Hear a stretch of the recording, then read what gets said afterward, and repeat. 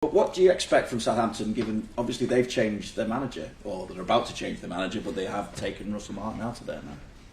Yeah, which is in my opinion a pity, and maybe it's a good moment when we talk about referee decisions and how to react on that, and the manager being sacked. I feel really sorry for Gary O'Neill. He's done so well, in my opinion, if you look at how his team is playing, and he was so unlucky in multiple occasions, especially against West Ham, in my opinion. So these things happen, and Russell Martin has done so well last season at Southampton. Plays this season again a good football. We've experienced this when we had such a tough day over there. We only beat them 3-2. So you always feel sorry if managers don't get the chance to continue, and especially in these two situations, because for me they are managers that had a good idea of how they wanted to play with the team, and unfortunately they weren't able to get enough points, and then managers get sacked. Do you wonder what to expect? Whether they Sorry, that was your question. I didn't answer it at all. I have. It's difficult because I saw them during the weekend starting with 4 at the back, which they changed after 15 minutes, going to 5 at the back, and the one that takes over normally plays with 4 at the back. So what can you expect? What would you expect? 4 or 5? I'm going 4, to be fair. You're going 4. Throw it all up in the air at the minute. I think the players maybe feel more comfortable with 5 from what I saw during the weekend. But yeah, it's also a moment for the manager to have his impact, and maybe if he truly believes 4 is the best, then he and depends maybe also how long time is he going to get. Is he only there for one game, or is he there for longer? Will he play with his normal starters if he only has one chance or a few chances to lead the team? Will he then do what's best for the Premier League, or for him as a chance to maybe reach the semi-final of the League Cup? So it's difficult what we can expect in terms of formation, in terms of personnel. But what we do know is that we have to play an away game against Southampton, against 11 players. Julie? Morning. I just want to check right now where you are as a side. Is this where you anticipated to be in a quarter-final, still fighting on all fronts when you came into this job? To a certain extent, yes, because I think that is normal for Liverpool to be fighting for every trophy and to be for a long time in every cup, to go all the way. This happened last season when when this club won this competition. So I'm not surprised that with the quality we have, we are competing at this moment for these 3 trophies, and the 4th one is starting in January. But it is a challenge because we have a lot of competition, great competition in other teams here as well, and also in the League Cup. If you look at the other teams that are still in, it's for none of the teams that are in is going to be an easy road to the final. And Diogo Jota has returned to the squad. Is this a good time for him with all these games and this particular match coming up to get more match fitness? That is for me the positive thing also about the League Cup, because like you've seen, I think till now we haven't played with many starters yet. So it's mostly been a game where the ones that haven't played that much started the game, and that's really important. So for the likes of Wata, Endo, for example, he hasn't played that much, but fortunately for us, he plays for his national team, and the few times he can play in the League Cup helps him to keep his rhythm as well. So Diogo would have been definitely one that was ideal for him to play, but after the game he wasn't completely fit, so he didn't train with us yesterday. So let's see if he can train with us today. So don't expect him to start. Hopefully he can make some minutes, but I don't expect him to start tomorrow. Thank you.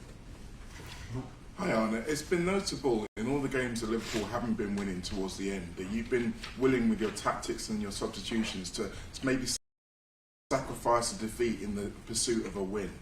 even in situations where maybe a draw would be creditable, like away at Arsenal or down to 10 men for 70 minutes, for example. Has this always been your philosophy, or have you maybe been influenced by the group who've been so good at winning games late on? It is a combination of both. It's always been my philosophy since I've been a manager to try to win the game in the end.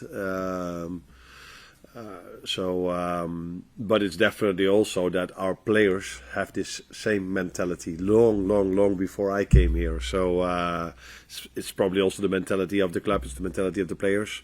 Maybe that's also one of the reasons why they brought me in, because it's also my mentality to try to win every game. Even if we're in a situation, like you said, where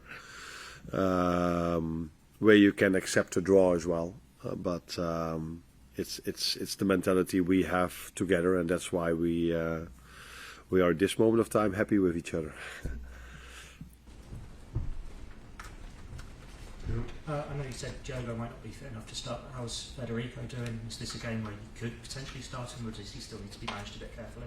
It's definitely a moment where he can get minutes, and the amount of minutes is a question mark. You cannot expect from him to play 90, I think, especially not on this level, where the intensity is so high, because he's been out for 5 or 6 months now. But he will, if he has a good training session, he will make minutes. But it's going to be a game where not all our starters will start, so we have to manage minutes. If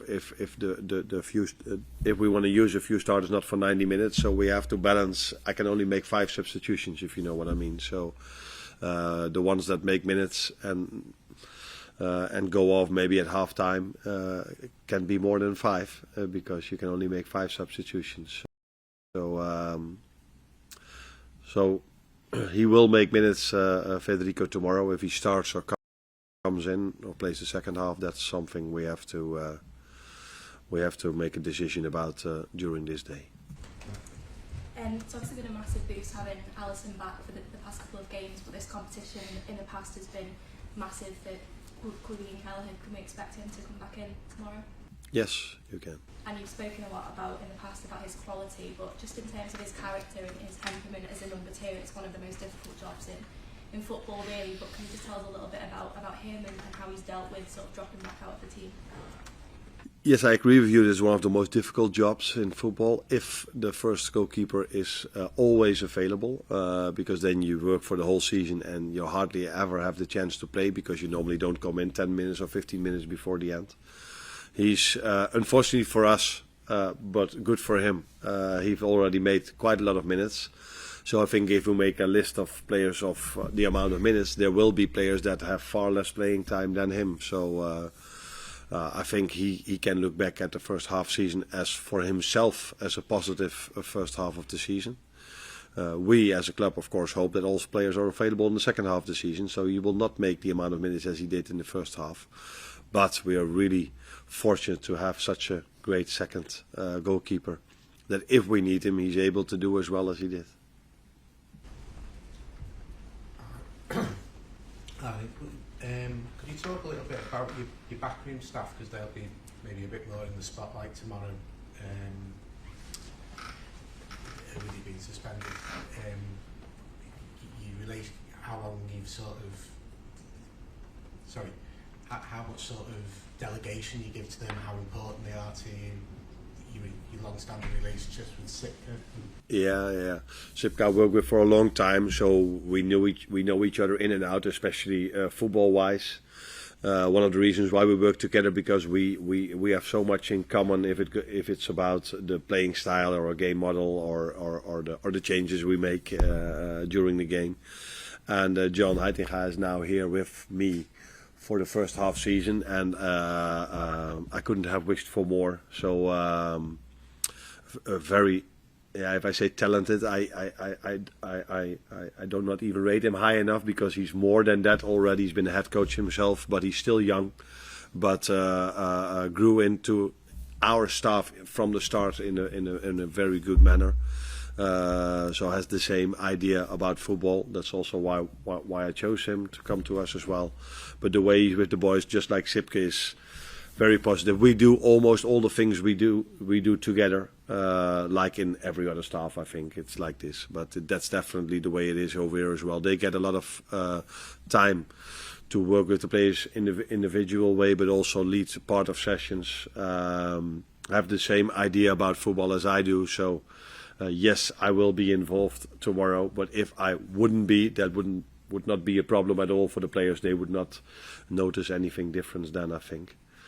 And then we're talking about the technical staff, but I think we've all seen how much of a compliment our performance staff and medical staff should have if you look at how players come back, like Alisson, like Jota now 2 days ago. But also that we can be with 10 and our opponent can say it felt like they had 11. That probably tells you a lot about our performance staff and about the players, but I have given them enough compliments. So let's stay with the performance staff and the medical staff and my backroom staff for now. And just one on the suspension. Do you think you need to change anything in the way that you behaving on the touchline, or is it just unusual? Have you thought about that at all?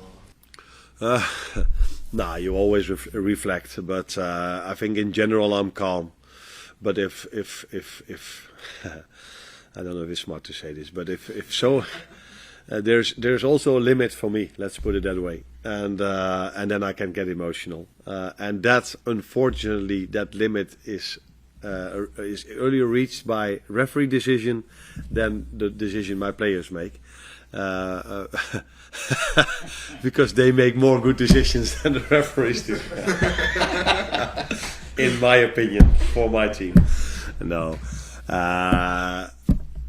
The Chelsea game was emotional. We should have had a second penalty, but the VAR changed it. This game, I think there were a lot of controversial decisions being made.